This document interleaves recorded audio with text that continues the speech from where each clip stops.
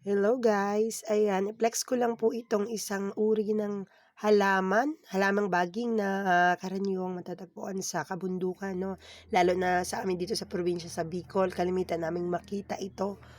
So, ito po ay kung titingnan mo ay isang napakagandang halaman 'no, na may bunga.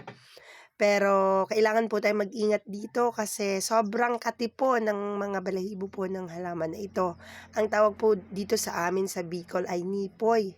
Isa pong, nakakatakot na uri ng halaman na 'pag nadikitan ka po ng mga balahibo nito ay sobrang kate. Talaga yung tipong kakamutin mo hanggang magkasugat-sugat siya.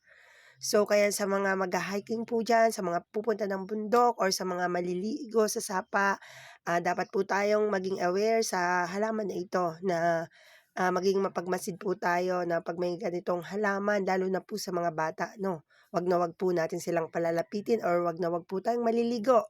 Katulad po sa bandang ito, dito po flex ko po yung, tubig po dito, yung ilog na talagang pinagkukunan din po ng tubig ng mga kababayan natin dito. Ginagawa pong paliguan dito po ito sa Sipukot, Camarines Sur. Yan may maganda pong ilog.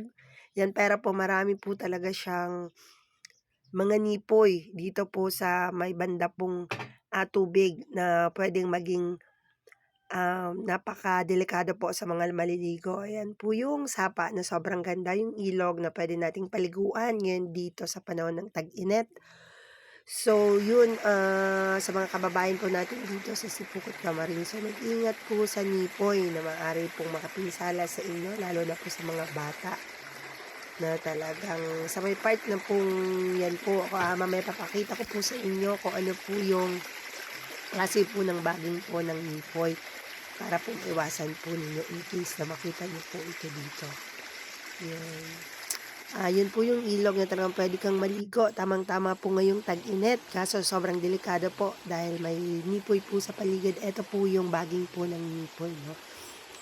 Ayan po siya, yun po yung baging niya, parang, kung may mga puno po doon po siya gumagapang, matataas na puno. So yan, so mag-iingat lang po tayo sa mga ganyan pong halaman. Sa mga di po nakakaalam, sobrang delikado po yan kasi sobrang kati po talaga. Comment down below po kung anong tawag po sa inyo ng halaman po na ipinakita ko po dito sa video na ito guys. Sana ay natutunan po kayo sa video kong ito para makiiwas po tayo sa anumang pong magiging problema sa atin pong adventure. So yun guys, maraming salamat po sa panonood po ng aking mga video. Bye guys!